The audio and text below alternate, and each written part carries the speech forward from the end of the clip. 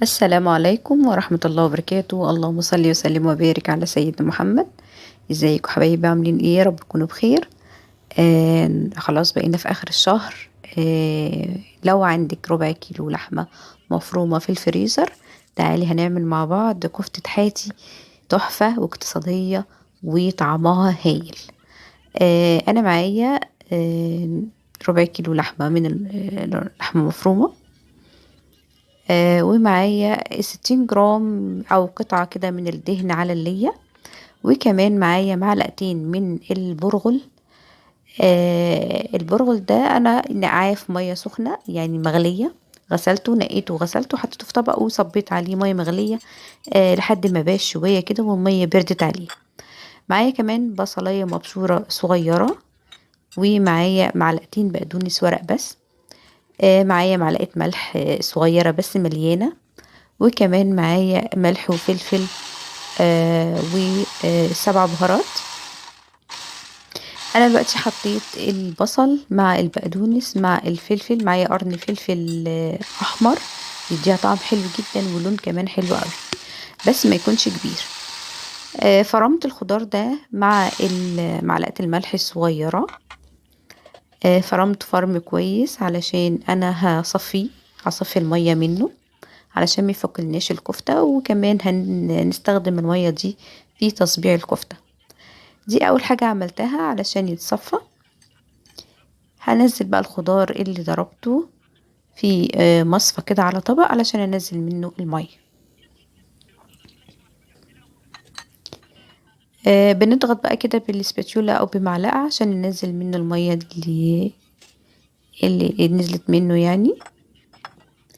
وكمان المية دي مش هنرميها، احنا هنصبع بيها الكفتة، بتديها طعم حلو جدا، وكمان بتطلع معانا الكفتة متساوية وشكلها حلو. هنركنها بقى على جنب، وهنجيب بولة وهننزل فيها الخضار اللي احنا صفيناه، وهننزل بالربع كيلو لحمة. ودي زي ما قلتلك كده في حدود 60 جرام. يعني انا بخلي عندي الدهون دي على طول، بصراحة بخلي الجزار يفرم لي كيلو ولا حاجة، وانا بقسمها زي ما انا عايزة. دي نص الطمن، يعني عشان لو انت عايزة تعرفي وزنها بالظبط، نص الطمن على ربع كيلو لحمة، لان كيلو اللحمة المفرومة بياخد ربع كيلو دهون. حطيت بقى زي ما شفتي، عصرت البرغل كويس جدا جدا من ميته، وضفته هو والدهون على اللحمة، وبقية التوابل بتاعتنا اللي هي الفلفل الاسود والسبع بهارات وربع معلقة كده من الكزبرة، بتديها طعم حلو قوي وريحة حلوة. اهم حاجة في الكفتة ان هي تتعجن كويس جدا جدا. وبعد ما عجنتها انا خدتها كمان لفتين تلاتة في الكبة علشان تتماسك وتبقى كلها نسيج واحد، علشان لما نيجي نصبعها على سيخ فما تفكش مننا وتنزل من على السيخ.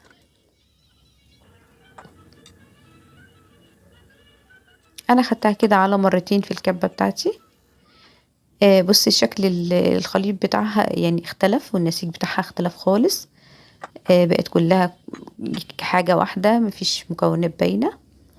دول 4 أسياخ خشب اللي هم بتوع شيش طاووق، هنصب عليها الكفتة علشان يعمل لنا تجويف كده، ما يكونش صغير جوه الكفتة، علشان كمان تستوي كويس وتدينا هشاشة للكفتة ما تبقاش مكتومة. نسيت اقولك ان انا حاطه عليها ربع معلقة صغيرة من البيكنج باودر او بيكنج صودا، الكربوناتو او البيكنج باودر في المكونات. انا صبعت اول واحدة كده، بس انا كنت ناسية ان انا ما بلتش الاسياخ، فهشيلها تاني واصبعها تاني. الكمية حلوة جدا، ومن ربع كيلو عملنا وجبة حلوة.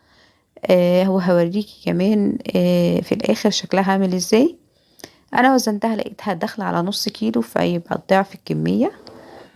والطعم حلو جدا، مش باين فيها اي مكونات ولا برغل ولا فلفل ولا اي حاجة. هنصبع بقى الكمية كلها.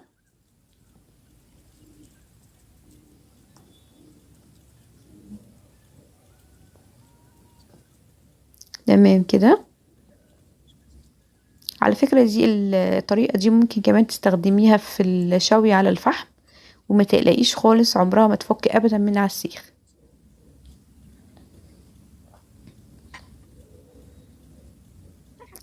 رحنا بقى حطينا طاسة كده على النار، وحطينا مسحة زيت كده بسيطة. ولما سخنت قوي نزلنا بالكفتة بتاعتنا بعد ما شلناها في التلاجة شوية، يعني احنا حطيناها في التلاجة شدت شوية، وبعد كده ابتدينا نسويها.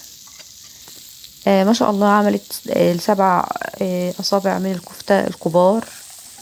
لازم وانتي بتصبعيها على السيخ تكون القطعة مش صغيرة، وما تعملهاش رفيعة علشان ما تنشفش منك.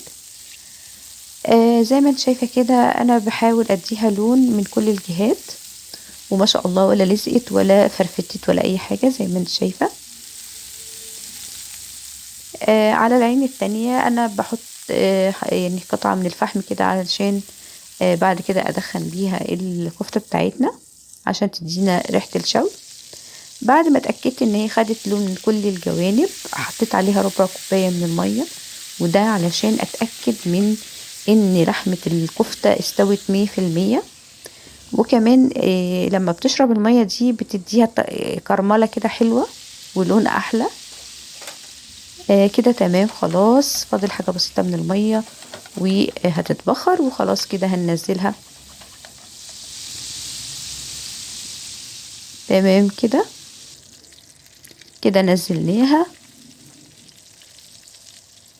في طبق بقى او حاجة. حطيت فيه قطعة من الفحم المولع، وبنقطتين 3 من الدهون اللي نزلت من الكفتة هنحطها عليها علشان تدينا طعم الشوي. هنغطي طبعا. ودي الشكل النهائي. يا رب تكون عجبتك الطريقة. هي سهلة جدا ونتيجة مضمونة، حتى لو هتعمليها وتشويها على الفحم عمرها ما تفك منك، والطعم حلو جدا جدا. يا رب تكون الوصفة عجبتك وتكون سهلة عليكي وتجربيها وتقولي لي رأيك في الكومنتات. ما تنسينيش بدعوة حلوة من صالح دعاكي، وما تنسيش كمان اللايك والشير والاشتراك في القناة وتفعيل الجرس علشان يوصلك اي حاجة اشعار باي حاجة اعملها. زي ما احنا شايفين كده بنفتح الكفتاية ما شاء الله تحسيها اسفنجية متماسكة وطرية وهشة، والطعم تحفة تحفة تحفة. زي ما انت شايفة كده من جوه مفرغة ومستوية. هي شكلها يغني عنها. وأسيبكم في رعاية الله، والسلام عليكم ورحمة الله وبركاته.